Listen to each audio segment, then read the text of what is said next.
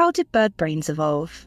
A well-preserved, 80-million-year-old bird skull described in open-access research published in Nature helps to answer this question. The starling-sized bird named Neornithes lived around the same time that dinosaurs roamed the Earth.